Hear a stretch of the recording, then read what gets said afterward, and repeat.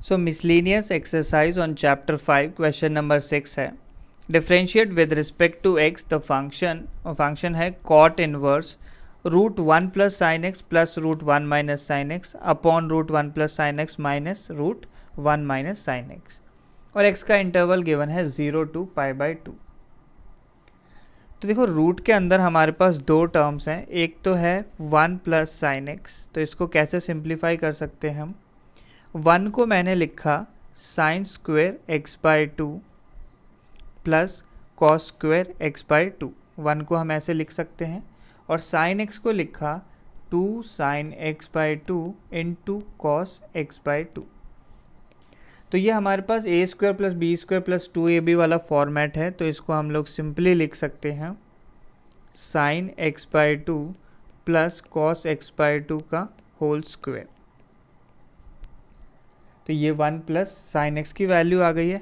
ऐसे ही अगर हम 1 माइनस साइन एक्स लिखने जाएंगे तो क्या बनेगा, sine square x/2 plus cos square x/2 हो जाएगा 1 की जगह minus 2 sign x/2 into cos x/2। तो a square plus B square minus a b minus 2ab वाला फॉर्मेट है, तो उसे हम लोग लिख सकते हैं क्या, sign x/2 minus cos x/2 का होल स्क्वायर। तो ये वैल्यूज हम सब्स्टिट्यूट कर देंगे तो काफ़ी सिंप्लीफाई हो जाएगा क्वेश्चन। तो क्या बनता है, y is equal to cot inverse of, तो पहला टर्म आ गया sign x/2 plus cos x/2 का होल स्क्वायर है, और इस पूरे टर्म पे रूट लगा हुआ है, plus next term root of, अंदर कौन सा टर्म आ जाएगा हमारे पास, sign x/2 minus cos x/2 हो जाएगा, इस चीज़ का whole square, whole divided by root of sine x/2 plus cos x/2 का whole square minus of root sine x/2 minus cos x/2 whole square. ये टर्म बन गया है फाइनली। अब आप लोग देखो, ये जो स्क्वायर वाले टर्म है sign x/2 plus cos x/2 का जो होल स्क्वायर है वो रूट लगा हुआ है उसके ऊपर। तो हमें ध्यान होना चाहिए कि अगर हमारे पास कभी ऐसा फंक्शन मिल जाए रूट ऑफ टी स्क्वायर, तो इसको सॉल्व करके आपको ध्यान रखना है कि आंसर मॉड ऑफ टी आता है, आंसर टी नहीं आता, मॉड टी आता है। ऐसा क्यों, क्योंकि रूट के अंदर पॉजिटिव वैल्यूज़ जाती हैं, तो रूट का जो फाइनल आंसर है वो भी पॉजिटिव होना ज़रूरी है। तो ध्यान रखना है, जब रूट और स्क्वायर को मैं कैंसिल आउट करूँगा तो मॉड ज़रूर लगाना है। तो y is equal to cot inverse क्या बनेगा, mod sine x/2 plus cos x/2। तो ऐसे ही हर टर्म में हमें मॉड लगाना पड़ेगा, तो mod of sine x/2 minus cos x/2 upon mod of sine x/2 plus cos x/2 minus mod of sine x/2 minus cos x/2। तो अब हमें ध्यान रखना है कि इस मॉड को ओपन करना है। तो मॉड को किस तरीके से ओपन किया जाएगा, तो हमें क्वेश्चन में x का इंटरवल गिवन था 0 से π/2, तो x हमें गिवन है 0 से π/2। अब देखो सारे फंक्शंस जो हैं x में नहीं है, x/2 में है, साइन x/2 है, कॉस x/2 है। x अगर 0 से π/2 में है यानी x/2 कहाँ हो जाएगा, 2 से डिवाइड कर दिया तो 0 से π/4 में आ जाता है।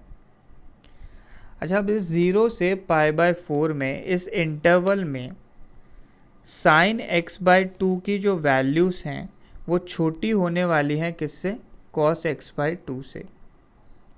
ऐसा मैं कैसे बोल सकता हूँ, तो आप लोग अगर सिंपली ऑब्जर्व करोगे साइन x का और कॉस x का ग्राफ, तो ये साइन x का फर्स्ट लूप है 0 से π/2 में, और ये मैंने कॉस x का लूप बनाया 0 से π/2 में।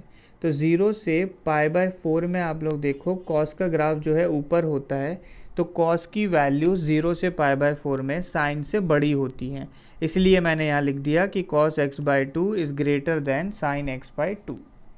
अब इस ग्रेटर होने से क्या फ़र्क पड़ा कि देखो ये जो पहला मॉड है वो तो sign x by two plus cos x by to है और दोनों ही टर्म्स पॉजिटिव होंगे 0 से पाई बाय 4 में।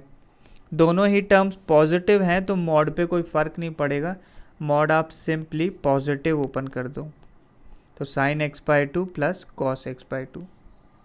अब अगले मॉड पे ज़रूर फ़र्क पड़ने वाला है। अगले मॉड में वैल्यू जो है क्या नेगेटिव आ गई है।